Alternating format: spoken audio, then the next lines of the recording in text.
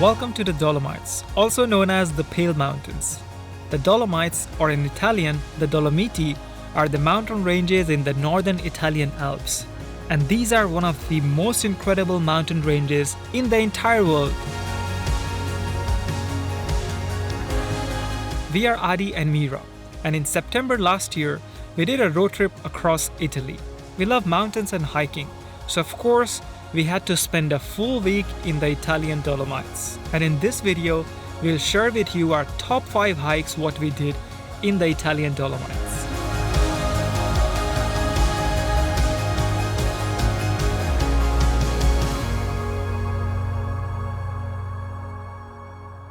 Our first hike on our list are the most iconic mountains of the Dolomites, the Drei Zinnen, or the Cime di Lavaredo. The mountain peaks are situated in the Three Peak Nature Park, and in 2009, they were declared UNESCO World Heritage. Our day started early in the morning, hoping we would get an amazing sunrise from our car park at the starting point at the Oronzo Hut. Driving to this point is not free.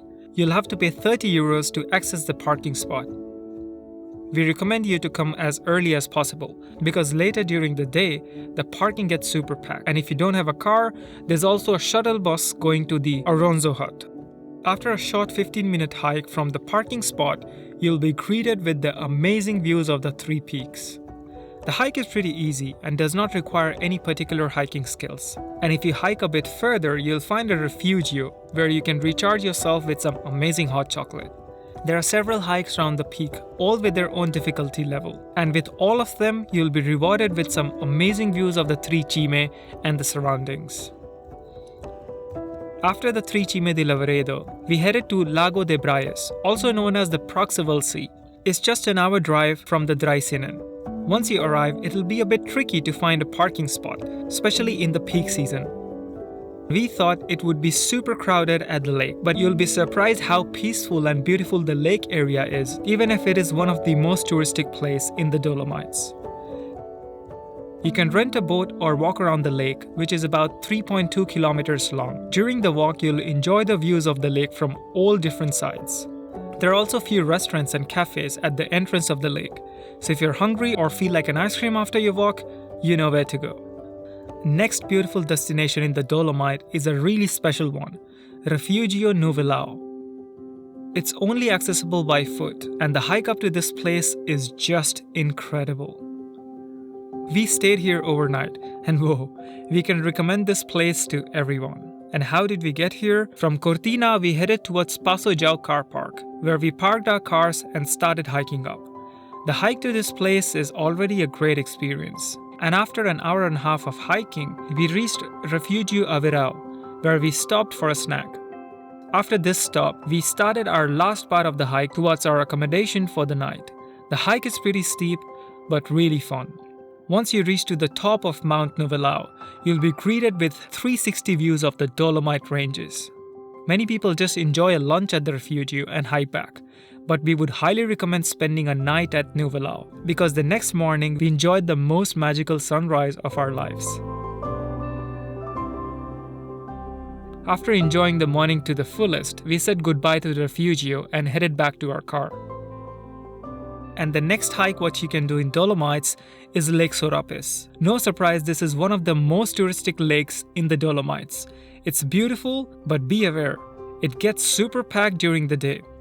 To avoid the crowd, we stayed in a hotel called B&B Hotel, next to the starting point of the trail to Lake Sorapiss. Good thing about this hotel is that we could easily park and start our hike to the lake early in the morning. So that's what we did. When we started our hike, we were almost the only ones, and when we reached the lake, we were able to enjoy the beauty of the lake with just few more people. We also had our breakfast at the lake, which is an amazing idea. It was quite chilly, but the views were worth the cold. Later, while we were returning to our hotel, we could already see non-stop people going to the lake. So again, we would highly recommend to go to Lake Sorapiss in the morning. And the next one on our list is to hike up to Rifugio Tissi. In contrast to the other hikes on this list, you'll probably not see many hikers on your way to Rifugio Tissi. The Rifugio is very isolated, and it's for sure not an easy hike to get there. However, the views are spectacular. And to get here, we started our hike from Alege car park, and then we had to take 2 ski lifts to the starting point of the hike. The hike started easy, but later on it got super steep. After a while, we were surprised by Lake called Drei. But we still had a long way to go. We were climbing from one mountain to the another, and there are so many ups and downs on this trek. But after a difficult long hike, we finally reached Rifugio Tissi. It took us about 5 to 6 hours. After enjoying the views, we were planning to finish this loop. But we got some exciting news. So I just got some really good news. The path or way back, or 3 hours way back, is apparently for experts. He said, yeah, you have to get with ropes and everything. So now we have to go all the way back. But the cable car isn't working anymore. So I think this is going to be a late one. A really long walk, so we should probably hurry up. Not photos, no videos, because we want to get back home before it gets dark. Yes, we plan to take the safer option, although it would take much longer. Because for the other one, you had to be an expert and they say it's super dangerous. And for this one, you need ropes, which we obviously didn't have. If you don't have ropes, or if you're not an expert, we would recommend going back with the ski lift. But to catch the lift on the time, you need to start super early. Another option is, of course, to stay overnight at the Rifugio. We kind of regretted that we didn't. Maybe next time. So that was it. Thank you for watching our top 5 hikes in the Dolomites.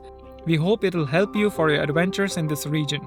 And if you have any questions, please let us know in the comments. And also, subscribe to our channel if you don't want to miss out our next adventures. See you in the next one.